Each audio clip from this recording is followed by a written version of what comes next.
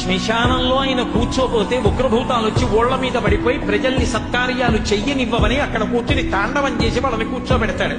పార్వతీదేవి అడిగింది మహాభారతం అనుశాసనిక పర్వంలో, శుభ్రమైన కైలాసం ఉండగా, ఇంత ఐశ్వర్యం ఉండగా, చింతామణి గృహం ఉండగా శ్మశానంలో ఎందుకుంటున్నారని అడిగింది. అడిగితే ఆయన చెప్పాడు, పార్వతి బతికున్న నాళ్ళు అన్ని చోట్లకి వెడతారు, ఏమీ తోచట్లేదు, శ్మశానానికి వెళ్ళొద్దామని ఎవరు రారు పార్వతి.